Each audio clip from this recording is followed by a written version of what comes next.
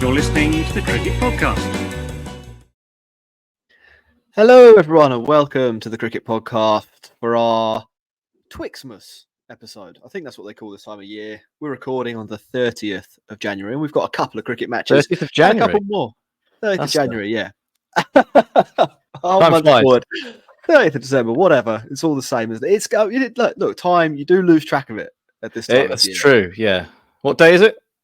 It's Saturday. Okay. And I know that because there was some football on.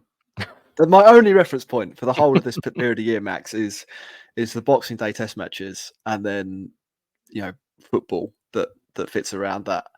The rest of the time, I'm basically drinking red wine and eating cheese. It could be any day. That's right. We're going to be talking about some cricket. We've got India v Australia. For goodness sake, India v South Africa in South Africa, and we've got Australia v Pakistan. Don't confuse those combinations. And if we've got a little bit of time at the end as well, there's some women's cricket that we didn't pick up on, I think, just before Christmas that we may get round to. So let's see how we go. I'm Jack Hope. I'm joined by Max Rowe-brown. You've heard his voice already. Did you have a nice Christmas, Max? Hello. Yes, I did. Had a very nice Christmas. Thank you. The usual, as you suggested, drinking, eating, cheese, seeing family. Right. Yeah. Good. Nice and wholesome. That's how I describe it. No Ross in this episode. I actually haven't heard from Ross at all since we had our podcast Christmas drinks event. Yeah, that was food. About 10 days ago. Yeah, it was food. There was food about 10 days ago. Literally not even a WhatsApp. So, Ross, if you're out there, please do get in touch. And similarly, if you've seen Ross, can you please contact the Cricket Pod? Probably on Twitter. That's the best place to find us, at the Cricket Pod, so that we can bring him back into the fold. Yeah. Or Ross, if you're listening, if you mark yourself safe on Facebook, that'd be good. Exactly. A little bit of housekeeping before we get going. If you're wherever you're watching or listening, do hit like and do hit subscribe. Make sure you follow the Cricket Pod on our socials, as I mentioned, at the Cricket Pod. And if you want to support the show, patreon.com/the Cricket Pod is the destination for you. Max, we're going to start with India in South Africa, which is a series I'm really looking forward to. And I was disappointed about 3 hours into the first test to find out it's only a 2-match test series. It's India's final frontier, the place I don't think they've ever won. South Africa, they came close-ish in the last series, famous of course for being Kohli's last as captain, and featuring the great man shouting at a stump after Hawkeye showed an Ashwin delivery going over the top against Dean Elgar. How did it go? The Boxing Day test, actually, is the better of the two Boxing Day tests. I think the South Africa one, because you can watch it in the UK without completely fucking your sleep schedule. What happened? Well, there was no need for SuperSport to get involved this time, Jack. No need to doctor any Hawkeye decisions or replays. It was all pretty straightforward. India batted first, and they were indebted to King Legend for a very well-made 101 for them to put up any runs at all. Really, 245 all out in the first innings. It was a real clinic from Kagiso Rabada, 5 wickets for him. And just a display of seam bowling, really, that got the most out of a fairly lively pitch and was too much for most of the Indian batting lineup. In retaliation, you'd think, India sort of got a vaunted seam attack these days, haven't they? Obviously, Bumrah leading the line. No Shami due to injury, which is an issue, but obviously also they've got Mohammad Siraj there. There's some danger, but they did not really get it right. Bumrah took 4 wickets and bowled well, but Bumrah aside, they really were lacking. Shardul Thakur, very ineffective. Prashad Krishna on debut, chuck him in at Centurion. Go on, mate, have a go. That didn't go so well. And the Cockinator, as we've dubbed him in past episodes, Dean Elgar, 185, pretty much single-handedly taking South Africa well beyond India's innings, although obviously there should be a mention of Marco Janssen's very well-made 84 to really bolster that first innings lead. And then it was all over before before you could work out what you were going to do with the extra day or two of cricket that you weren't going to get to watch, it was Nondre Berger and Rabada and Jansen, between them all just running through India, and only Virat Kohli offering any resistance whatsoever. 9 single-digit scores in that second innings attempt from India. Pretty poor from them. But I mean, do we just have to say hats off to South Africa's bowlers doing the job better than India's bowlers with the conditions they were given? I think in the first innings, you definitely have to offer a lot of praise to Kagiso Rabada. The other 3 South African bowlers, I watched a lot of this on Boxing Day morning, were relatively ineffective. Actually, I don't think they bowled particularly well at all. I mean, Nondre Berger ends with 50 for 3, which on paper you're always going to take, but the sharpness was really provided by Rabada. If you haven't seen it, and there was a lot of sport on at this time of the year, and second Christmas dinners and all of that. Rabada to get Virat Kohli out in the first innings when Kohli was looking actually pretty good is some of the best bowling that you will see. It's an absolute snorter. Like it comes in with the angle, then moves away off the seam. Kohli's sort of stuck on the crease, little fence at it, small edge, and he's caught behind. And Kohli had been playing the South African bowlers really well. You can see why Kohli is such a good player on kind of bouncy wickets in that innings. It was like his leaving on length was absolutely spot on, and the whole sort of hour run up, if you like, to Kohli's dismissal by Rabada actually makes the dismissal itself even better. To get a player out who was playing that well and actually would play even better maybe in the second innings shows what a fine bowler Rabada is. I mean, it's sort of one of the greatest shame of modern Test cricket from a South African point of view, and the diminishing number of games. I think is that we'll see less of Rabada than we otherwise would have in his absolute peak years, and certainly at home. I don't think there are many better bowlers in the world. So yeah, Rabada in the first innings, I mean, he outbowled all the Indians and got the figures to show for that. To go back to your original point, but I also think that you really see in India's trips to South Africa, as you see with most teams traveling to India, how conditions are such a huge factor in Test matches. It really, if you look at the India team, if you go through it, I think a few of them might have gone before.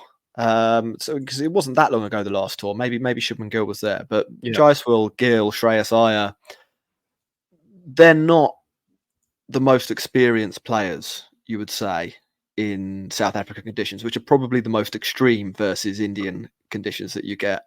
And I think all of them struggle quite significantly. And Rohit Sharma, one of the guys who you're probably looking at to kind of balance it out with a bit of experience.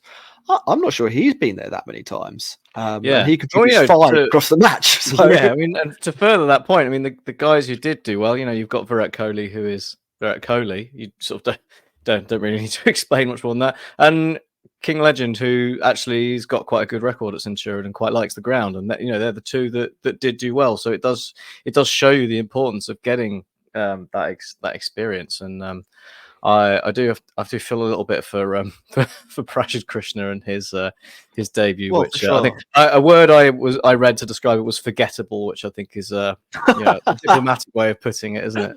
I don't think Dean Elgar will be forgetting it, but from his perspective, I'd agree with that. I just, while you were talking there, looked up Rohit Sharma's record in South Africa. So that was his 5th test there, which isn't very many tests, really, over a decade. So his first test there was in 2013. So I'm not sure how much of the learnings from that test or that series he'll be retaining a decade later. Averages under 13. With the bat, Rohit Sharma's probably a world 11 opener, isn't he? So you get these quirks, don't you, in Test cricket? And it, I wonder I mean, they call it the final frontier. Obviously, they're not going to win this series because it's only 2 matches and they lost the first one. But I wonder whether their chance to win was maybe last time round when South Africa were kind of wobbling a little bit, and maybe the Indians brought a slightly more experienced batting lineup. It was a bit of a. I mean, it was a. And they had a full, they had a full strength bowling attack at that point as well. Well, yeah, Shami was there. I mean, obviously they were missing Shami, also Jadeja as well, which probably was, contributes to things. That's a bit more ballast in the batting lineup as well. And I was going to say exactly that. If you look at the batting lineup, Ashwin is batting at what 1, 2, 3, 4, 5, 6, 7. So I had to count that just to make sure. I did have that written down. Ashwin at 7 ? But just double checked it. Which in these conditions, I think is probably 2 places too high. Ashwin's actually quite a good player around the world. I always sort of thought of him as a bit of a home bully with the bat. Not home bully, maybe that's the wrong way of putting it. Like a decent number 7 at home and a number 9 away from home. But then I looked the stats up, and actually his away average is in the 20s, which is okay. I think that's propped up slightly by what he's done in the West Indies. I think in South Africa and in England, whenever I've seen him bat, I've thought number 9, and I think that's probably the case here. So he's coming in at 7, which is tricky. Then Shardul Thakur, who kind of bat. Like, I think we have to acknowledge he can kind of bat. Yeah. But I don't know. We're not calling him an all-rounder. He's batting at number 8, probably a number 9 as well. So probably he's only a place too high. And then Bumrah is at 9, which is 2 places too high. Siraj is at 10, which is a place too high. The 3 of them are all 2 places too high. Unfortunately, only allowed one number 11. Yeah, and then Prasidh Krishna, who I mean. I think was he not out for the test? So 2-0 not out. Yeah, get him promoted. Promote him. Not off 13 for the test. Good effort. So the batting order looks a little bit skewy, under pressure as well from a well chosen, shall we say, bowling lineup. 4 pretty good pacers, and that's all they kind of needed. South Africa. Yeah. And the guys up the order are kind of inexperienced in these conditions, so a little bit of a recipe for trouble. South Africa, though, I having pointed out how difficult this all was for India and how it was going to be a challenge. South Africa still had to turn up and play. I mean, we talked about Rabada, Dean Elgar, 185 max, and county cricket product, maybe not quite, but county cricket stalwart David Beddingham. No, I was thinking David Beddingham. Yeah. Who's been very, very good for Durham for a number of years. Chips in with 56 as well. I mean, it has all gone perfectly to plan from a South African point of view, really, hasn't it? That it's the only shine taken off of it is not Bumrah, Bavuma's injury. It highlights from a South African perspective. You can talk through this. Yes, well, firstly, Beddingham. That's one of the few benefits of Brexit rearing its head there, isn't it? Obviously, no longer Kolpak eligible, so now you can play for South Africa. Hey, look, you've got another good player to throw into the ranks. But yeah, I mean, it's the difference, isn't it? And Andre Berger came in for what was his first game, and he's. You can contrast him and Prasidh Krishna and their fortunes, and it was chalk and cheese. Really, I mean, what did he end up with in the match? Was it seven wickets for the match? It's not bad. On debut, but 7 for 83. Yeah, you're taking that, aren't you? You're taking that. But I mean, it's not. It's nice to see a few new guys coming in because there's been a fairly settled South Africa side for a while, but obviously De Kock retired a little while ago, but that's something that they had to replace. Carl Verheyen has been around for a little while now, and he didn't do the business this time, but he's looking like a decent player. Marco Janssen is getting better with the bat every time he plays, by the looks of it, and that's possibly that's come at the expense of his bowling.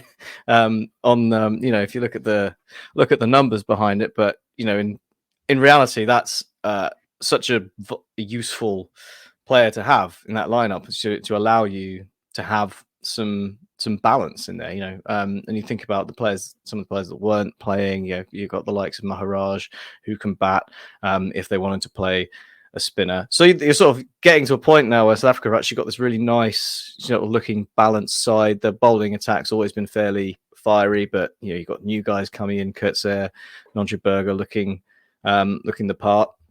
The only possible issue would be that top order. If Bavuma injured, Aidan Markram's he's had a resurgence in the white ball game, but after his sort of initial dominance in Test cricket, still looking to see whether he can do the business. So there's possibly still a bit of frailty in that top order, but sort of from there down, you got the makings of a really solid South Africa Test side. And when the next cycle of World Test Championship fixtures came out, the Future Tours program, isn't it? When we were saying that basically South Africa had barely any Test matches and it was an absolute joke.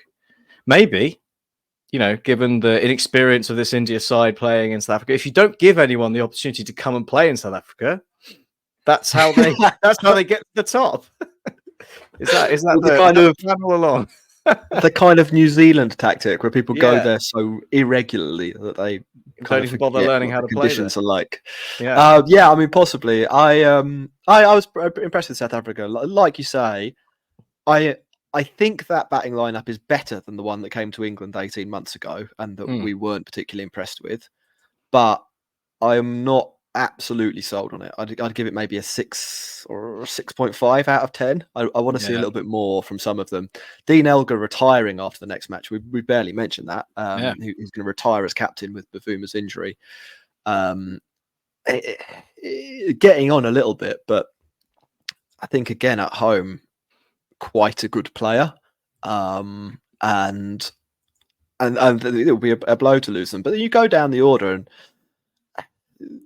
Marco Jansen, I mean, he should have been batting at, I think, 8 in this match, ends up batting at 7. Marco Jansen as an 8 and Kurtzer as a 9 and Rabada as a 10 is it's as far removed from Bumrah, Siraj and Krishna as you can get, basically. Yeah, I mean, Marco Jansen, it looks like, I wouldn't say a brilliant Test 7, but like a borderline Test 7, probably a home 7. If you look around the world, I mean, is he any worse, for example, than someone like Chris Wokes, who regularly bats 7 for England? Probably not. Like no. He actually looks really, really handy in that role. So, I'm kind of impressed with them. The next Test, Max, is in Cape Town. Kicks off on January the 3rd. So, what's that? A few days away still. Mohammed Shami was ruled out. I mean, so he was injured, and that was a blow for India. He was ruled out of the series. So India maybe struggling a little bit for options. They'll be hoping, I think, that Jadeja is available. So he had back spasms, didn't he? Today, I think. Yeah, cool. And looked good. And Avesh Khan is coming in to replace Mohammed Shami in the squad. If I'm honest with you, I'm not sure Avesh Khan is the solution. I mean, the solution to India's situation here is probably Mohammed Shami, but they can't have him. I think it is quite a drop off. I do think for all the issues with India's batting and the way they played in this match, I don't think they're not miles off what South Africa are able to produce. With the bat, Virat Kohli is probably still the best player out of both sides. Rohit Sharma, we talked about his poor average, but would it stun you if he got runs in the next match? It wouldn't stun me. And King Legend completely brushed over this, but actually a brilliant 100 in the first innings. There are guys who can bat in the India side. I mean, they might have the 3 best batters of both teams. The problem, I think, really is that the bowling after you go from Bumrah drops off massively to Siraj, and then drops off like even further. To Bumrah v Rabada is a pretty close matchup. Siraj v Nondre, from what we've seen in this series or in this match and in these conditions, I think is fairly big golfing class. And I know that Janssen and Kurtzayer didn't tear it up themselves, but you're taking both of them a long way in advance. You're taking both of them and probably their reserve bowler as well before you go to Shardul Thakur or Prasidh Krishna. Having said that, like it would probably be quite an interesting match. I mean, I think the quality of Bumrah could turn it, and the quality of those three batters, could also make the difference. Well, I mean, So, that it was a mammoth innings for South Africa to put 408 up. I mean, that was largely, two guys who did that. Yeah, 185 from Dean Elgar is massive in the game, and there were still 5 players who failed. Obviously, Bavuma not playing, gave him a little little bit of a hand in only having to take 9 wickets, but there were guys who failed because there is quality in that India bowling attack. It's all concentrated quite a lot into one person. Yeah, and we'll see. I mean, it'll be interesting as well. Maybe it wasn't the best surface for spin, was it? Maybe that'll change a little bit in Cape Town. We have seen more spin at some of the South African venues recently. So possibly that brings Jadeja into the game. Possibly they go with Ashwin as well and jettison Krishna. All options. Max, I think that's sort of gets us up to speed on the India South Africa series. It should be, by right, should be 3 matches. I think just as a really quick side point. I think too much Test series should be banned. Actually, in general, they're almost pointless. Yeah, good. I mean, I think in Test cricket, a team that isn't as good as the away team.